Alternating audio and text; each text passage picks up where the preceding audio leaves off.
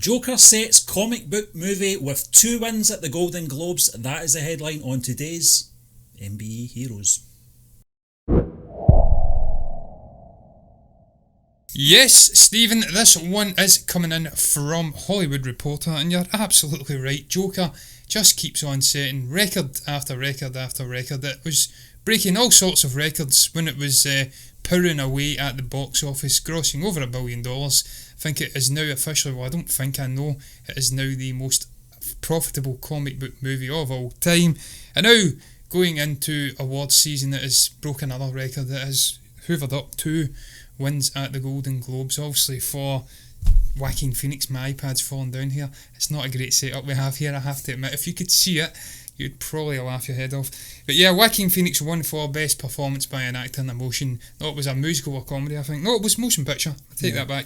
And then I think it was Hilda Goodnadaughter. I can't say her name.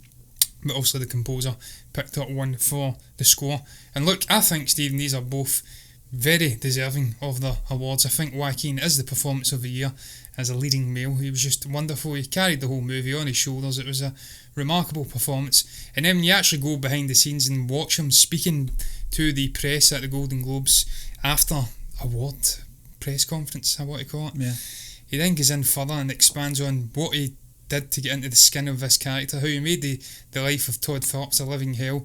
He studied the types of prescription drugs that this character would be on and how that would change his psyche. His weight would fluctuate.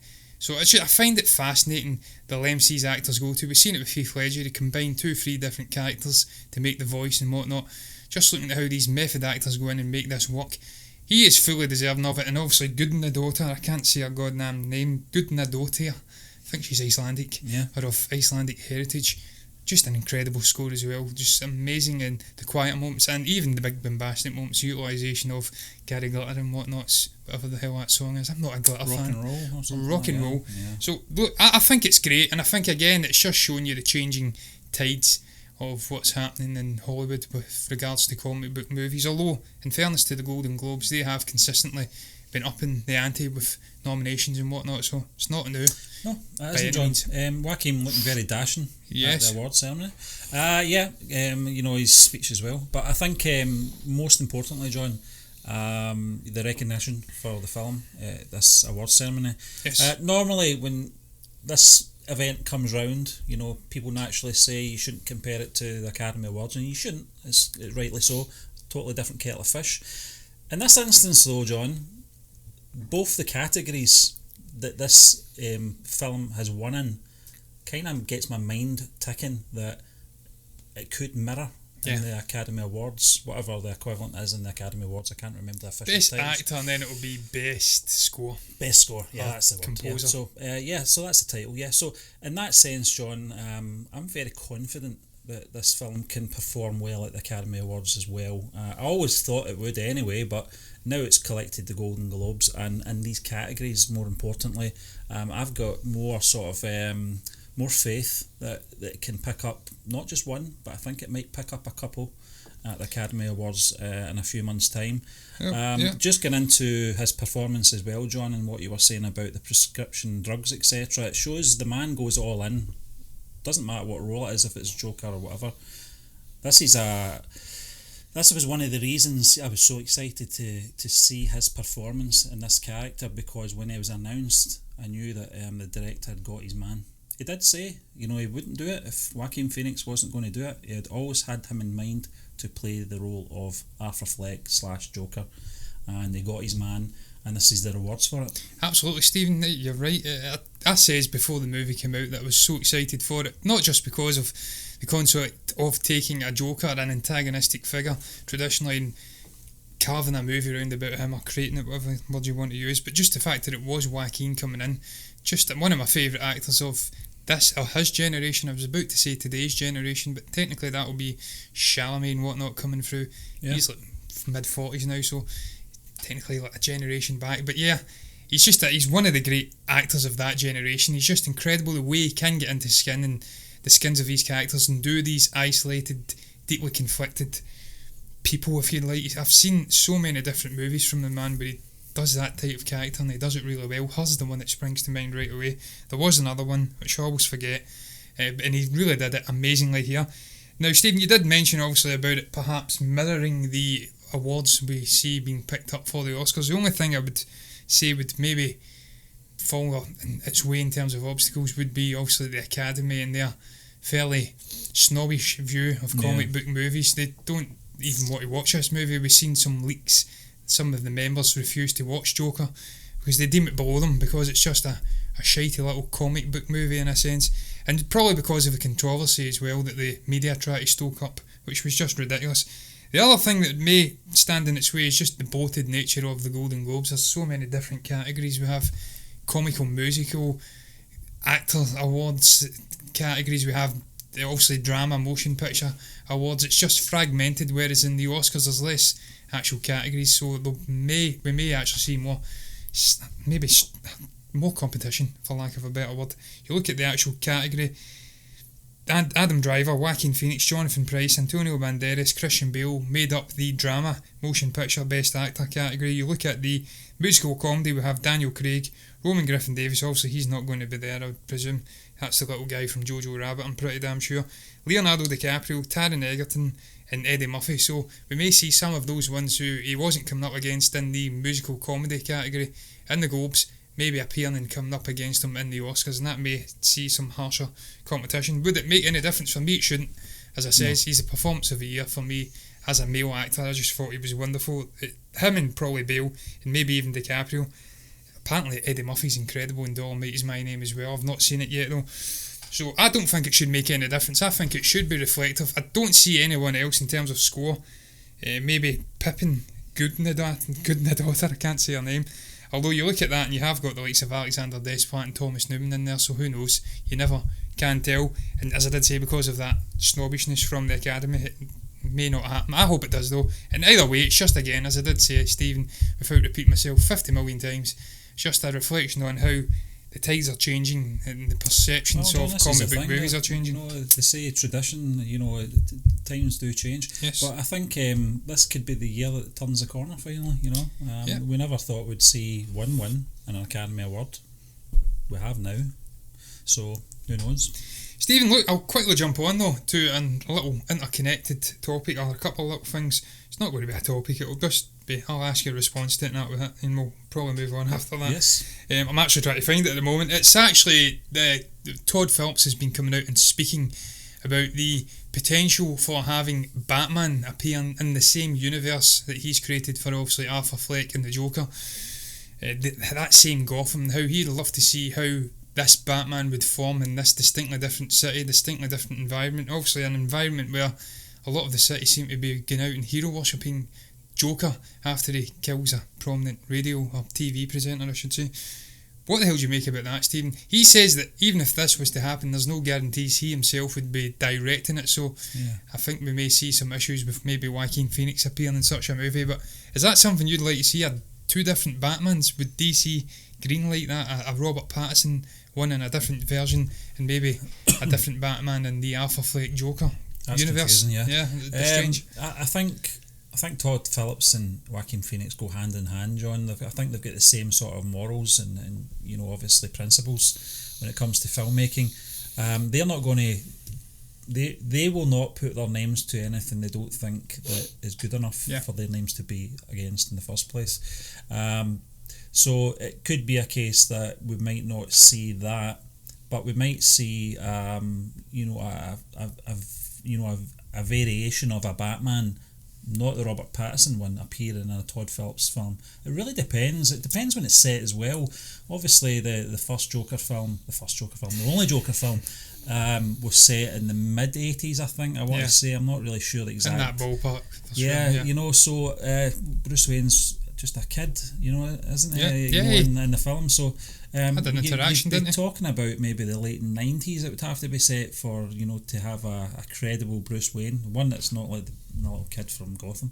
That they obviously didn't plan that out well at all, did they? I think it started off as 12-year-old, and they're only going to do 6 seasons. It was like the Phantom Menace all over again, Stephen. Make any sense. Yeah, exactly. I think it was cast too young, but going the opposite way, Robert Pattinson appearing in a Todd Phillips film, I'm not really sure, to be honest with you, John. I think it's probably stuff of dreams, to be honest with you, but I don't know. I'd rather wait to see what this Batman film, the Robert Pattinson, that one, the Batman, Reeves, his vision. I really want to see what he brings to the table first, because we don't know if it's going to be good or not. I get every faith it will be, John. Yeah. But you just never know. I think once that film comes out, and you'll be able to see the tonally as well, whether or not it would fit. That's the most important thing. Would it fit? You don't want to just shoehorn something in for fan service.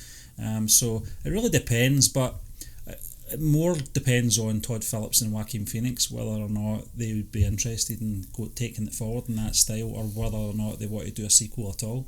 Well, Joaquin actually was asked, Stephen, behind obviously in the press conference after picking up the award at the Globes, whether he would be interested in going back and doing a sequel, or whether the actual guy that asked him the question pondered whether that would destroy the artistic integrity of the first Joker movie. I'm doing it as well, Joker. There is only one. And would that maybe put him off going back, stepping into the role of the character once again? He says, well, not at all, because he's never been a guy who has done anything unoriginal. And if it was to come about a sequel, potentially being flung around, I don't know, with Todd Phillips maybe being involved again, he would only do it if it was something distinctly unique and something that would get his creative juices flowing. So I think if it is to come back, then whatever vein it's going to be, I'm sure it'll be a very good script and a very good movie once again. And I'd love to see the guy coming back. I don't care whether it's a different Batman or whether it's Robert Pattinson's Batman.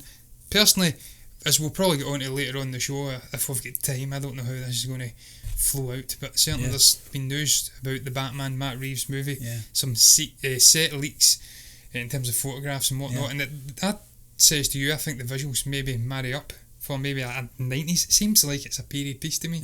I don't know, I may be wrong, but the cast seems strange. But we'll get into that at some point, I'm sure. I'd love to see him come back. I just thought it was a wonderful performance, and the guy gets the character by the looks of it. One of the things, John, just before we move on, one of the things that I liked about this film was that it was a standalone. It wasn't anything to do with anything else, that would be obviously lost if they started pairing it up with another film's sort of storyline or whatever, DCEU.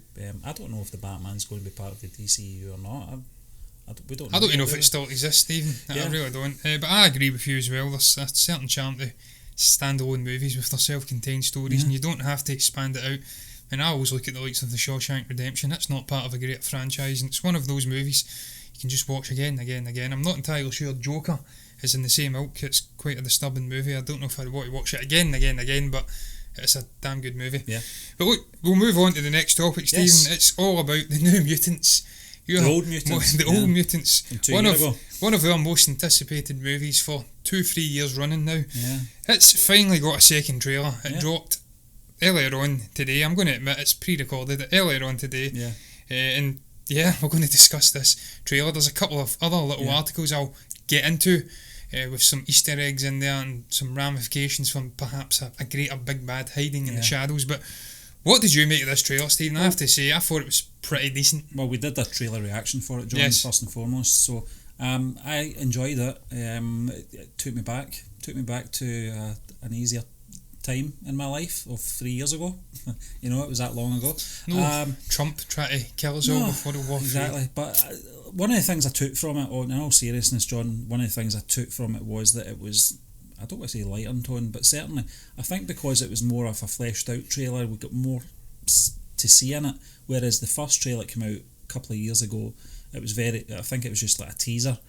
Sometimes that can portray as more horror because it's only showing you limited sort of visuals, and that's the way it did come across to me, the first trailer. This second one, although there's a few little jump scares in there, it was more fleshed out. It looks like they were going for the sort of one of those trailers, let's introduce the characters and what they can do. That's what I got from it anyway, when they were sitting around. It looked like group therapy or something like that, and we got to see some of what they did. It was a very dark trailer. That's one of the things. One of the things I picked up was obviously visually it was very dark, very hard to pick up some things. Don't know if it was maybe just the contrast. I don't know on my iPad, but turn the brightness up. Yeah, exactly. But I enjoyed it. If if you want an answer, I did like it. I'm looking forward to the film anyway. I think it's going to be a different take on the mutants, something that we've not seen on cinema or film. And certainly, I think there's a few clues in there as well, like Easter eggs as well, John. Yeah, there is, Stephen. I'll get into them in just a moment, but you're absolutely right. Very intriguing, and you're right in what he says as well about it being a different take on mutants. I actually read up on these many times over the last 2-3 years. They were a bit of a figure of fun. The New Mutants, they were like the DC version of Teen Titans or whatever it's called. They were seen as the lesser version of the actual X-Men. But as they went off and did different reserves, things, yeah, exactly, the reserves. But I think it all started with Bill Sienkiewicz's Demon Bear saga, and that took off in a different branch, and they became, in their own right, a decent little band of mutants who could hold their own. It went off in a distinct route tonally and whatnot, more horror in its tone. And we've also seen Josh Boone really passionate about this movie, wanting to get this out there, and there's just been obstacle after obstacle in front of it. Its production and obviously eventually getting released, primarily the takeover of Fox by Disney. But yeah, I really enjoyed it too. I do agree with you, it was a little bit more fleshed out. It seemed like we were introducing various different characters. Again, just to let everyone remember, this is what these guys are. And the likes of, what the hell's his name? Finn Wolfhard, Maisie Williams, Anya Taylor-Joy, and the other guy, whose name I don't know. But yeah, introducing them and then giving us a sense of what the story is again, because it's been so long since we got that last trailer, and I think they did a good job of it. Yeah. And we did get the Demon Bear himself popping up at the end, obviously the main villain in this. I do believe it's Anya Taylor-Joy's character, whose name completely eludes me, the actual character that is. There's some connection with her and her parents. I think they morph into this Demon Bear. She's not aware of this. It haunts her, tries to kill her, and then the other group come together, band together, get to know each other, use their powers, and then ultimately go on and save her. And then it's revealed that, yeah, this is her parents. Whether this is the take they actually do in the movie, entirely different thing, I don't know. But yeah, we get to see the Demon Bear in there, so that was very cool. The actual main guy himself, the big bad, very dark, as you did say. Yeah. And then they do say from CBR.com that there is another little Easter egg in here, and I don't know what your take is on this, Stephen. We both spoke about it before we come on. We don't know much about this character himself, but there is a little reference to one of the X-Men's traditional biggest foes, Nathaniel Essex, better known as Mr. Sinister. And I think it comes in the vein of Mulberry Hospital. This is where the actual New Mutants are being locked up. Yeah. And that's the name he takes on. I do believe later on in his story he takes on the name of Mulberry. And then I think that, Nathan Mulberry takes on that name when he then meets his wife, I think Rebecca Essex, and there's a whole convoluted backstory, but essentially they're saying there's a connection here and we may see an even bigger bad hiding in the shadows. Apparently, I think it was John Hamm had filmed footage for a post-credit scene originally before this movie became an absolute that's shambles. what I was going to say, John. Yeah, and he was going to portray the character in subsequent movies, but obviously with the future up in there, that may not happen. It depends. It depends how the film's going to perform. I think whether or not Disney will be tempted to continue on with the story, John. Those little Easter eggs will remain Easter eggs until that day. You know, the John Hamm thing, whether that was filmed or not, I don't know. But, apparently it was, but it got cut.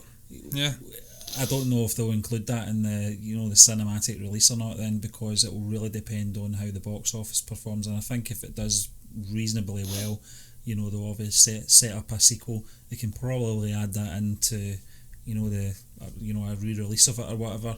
It wouldn't be anything unusual. And also, if it doesn't succeed box office wise, it's just little nice Easter eggs in there. We got the sort of LexCorp stuff in the Man of Steel, before that character was even cast for future films. So, and it's something we've seen, Stephen, as well in previous X-Men movies. Logan had a reference to Essex as well, Essex House from or Essex Corps. We had it in Deadpool 2, Essex House for mutant rehabilitation. So it's not something we've not seen before. They've hinted at this bigger bad looming threat in the background. I don't think he'll make an appearance. I don't think there's anything here. It's probably just a little Easter egg for fans of the comics, saying, look, there's Mulberry Hospital or whatever. There's a little nod to those guys who know more than the average moviegoer. I think that's all it will be. With Kevin Feige overseeing all things Marvel, them now having the mutants and the X-Men under their ownership, if you like, under the greater umbrella, I don't think they'll want to be wasting one of the traditional big villains on an X-Men Light New Mutants movie. I think they'll want to keep that in the fire, if whatever the hell you'd want to call it. I don't even know. I'm tripping out my nut. It doesn't matter. For subsequent movies keep it in the mix, yes. For subsequent movies down the road, when we actually introduce the likes of Wolverine, the X-Men, and a new Charles Xavier, and Lord knows who else is going to come in. Like step into their shoes, especially Wolverine. Yeah, exactly. Who's going to step in, Stephen? Is it going to be Taron Egerton? Lord knows. He's been getting linked. Apparently, he's not interested though. No. I think he's a liar. He's a lying little shit. But yeah, I don't think it will happen, but it's a nice little Easter egg. Yeah. And again, I really enjoyed the trailer. It was dark and bits. It did some horror elements. It looks as though there will be jump scares. We've seen Josh Boone hint at it. PG-13 stretched to the absolute maximum, and I think he's going to do that. It looks okay, but look, I think it's dropped out of my top 10 most anticipated movies anyway, finally, after 3 years of waiting. Much like that goddamn Gambit movie featuring Channing Tatum. Yeah. It's just never happened, and look, it's dropped for me. There's better movies coming out. But we'll see. It may be a great little movie. Time will tell. Yes. But we will move on, Stephen, because I am gibbering away. It's 22 minutes in. Yeah. To the final topic. I don't think we'll do the WandaVision topic. We were going to speak about it being brought forward a year, but we'll scratch that. You've done that now. So. Yeah, we've spoke about it now, so it's coming forward. It's getting released this year. Great news. Whoopee. But we will now dive in, Stephen, to the Batman topic. New set photos have been revealed. There is a number of set photos revealed. Don't think I've actually gave you the article with the Penguin one, but they are pondering the question from comicbookmovie.com. Could this be the Penguin? Well, I think it is the Penguin, Stephen. Like, it's pretty clearly Colin Farrell. Yeah, it looks like him anyway. With blondish whitey hair. He's got an umbrella. He's suited and booted. Yep. But yeah, other than that, Stephen, I think the one thing, as I did allude to earlier on in the show, that I'm taking from this is that it doesn't look like a modern day movie. I don't know what it is. The cars look like 1990s. And again, this may be DC opening the door up for a coming together of Arthur Fleck and the Batman John, at some I point. never actually thought of that looking at the photographs. I may be wrong. I was looking more at the architecture, but that really shouldn't judge a film on its period, because these are old buildings. I think it's London, isn't it? Yeah. I think you say that. And I think some of the prop vans as well. You get the Gotham Water and Power there, whatever it is. It's great that somebody's managed to capture these down at the Thames today. Is that what it is? Yeah. Yeah. So Jesus Christ. it's looking at the car, especially the police car and the car in front of it, John. They look like 1990s automobiles, as they're called. Also the shot with the hangar as well. That's very interesting. I don't know the where airships. that is. Cardington Sheds, I think it's a airship. Yeah, you're right, John. So I think that was actually appeared online at the end of December. It says there, so I totally missed that one. But this is great. What this says to me, anytime we get these sort of aerial shots or whatever, somebody's be able to sneak out, proves the film's in production. And this excites me, because I'm looking forward to see what Robert Pattinson's going to do with the character. I'm obviously excited to see what Matt Reeves is going to bring, something maybe new to the franchise as well. I think he has to, and I think perhaps maybe this being set in the 1990s, if that's true, that's an interesting take as well. So the one thing that I did like about obviously the last sort of incarnation of the character was obviously Ben Affleck playing the older Bruce Wayne, something I've never seen on film before. Apart from maybe Batman 66, but I don't think it was meant to be old. Adam West, that's the name. But I think it's just one of these shots you get to see before a film comes out, 6 months to a year before it comes out. Just to show you sort of the idea of what's happening, where they are with the film. It doesn't really reveal too much, but it's showing you that the film is in production, and we should all get excited, especially Batman fans. Yeah, exactly, Stephen, which I am. I'm a big fan of Batman. Can't wait to see this movie, much like you. It's just got a stacked cast, and they seem to have hit the ball out of the park with their casting choices across the board from a wide array of different characters. I think Paul Dano's playing the Riddler. I can't wait to see him. Yeah. But looking at the airship photo, that really does strike me, because the comic book graphic they've paired with it looks like a very gothic version of Gotham. It looks like, again, it looks like the 1940s or something. So I don't know how they're going to pair these airships with what looks like 1990s cars. It's very strange. Are we going back to a more comic book gothic setup for Gotham? I don't know. Lord knows, time will tell. But look, I didn't even know it was being shot in London. So that's very intriguing right off the bat, because we've obviously seen a lot of movies shot here in Glasgow as well, and they usually do a very good job of masking it and showing that it's perhaps in New York or something. Lord knows, 1917, I just discovered, was filmed down at the Clyde. Jesus Christ, man. How the hell do you do that? Well, they did it, and well, I've not seen the movie yet because it's not out. So, again, it'll be a little game of trying to pick out whereabouts is Glasgow in this movie. But yeah, you're right, Stephen. Other than Colin Farrell, clearly being the Penguin in this, not much more to go on, but just I want to speak about the Batman because I just love the look of this movie. And just seeing all the little details, as you did say, the Gotham water trucks and whatnot. Very, very cool, but very period. And I do hope this is them, once again, going down a more traditional route that we know he's doing detective-style storytelling and maybe leaving the door ajar ever so slightly for Mr. Arthur Fleck to appear, because I certainly would like that in any way it can happen. I want to see these two guys together. It's not Mr. Freeze. Not Mr. No. But just send him to the cooler. Maybe he is there, Stephen. Maybe that'll be a little cameo with obviously the Riddler being there. Lord knows, there was rumours of a whole host of other. I think Catwoman's in there as well. Yeah. Zoe Kravitz. But look, I'm done. I'm giving it away. I'm fleeing here on about 5 hours sleep, so I'm going to go down a rabbit hole very shortly if I don't end the show now. So I'm going to end the show unless you've got anything else to say, Stephen. What the hell did you guys make of the topics we spoke about? What's your thoughts on Joker making history and being the first comic book movie to sweep up 2 awards at the Golden Globes? What did you make about the other topics we spoke about? I can't even be asked going through them individually. You can comment below and let us know what your thoughts are. If you have anything to say about them, you can also like the video if you've enjoyed it, and you can subscribe to the channel if you're enjoying the content. And if you do, then you'll see us again for another show, trailer reaction video, Lord knows what else, a review on Friday as well.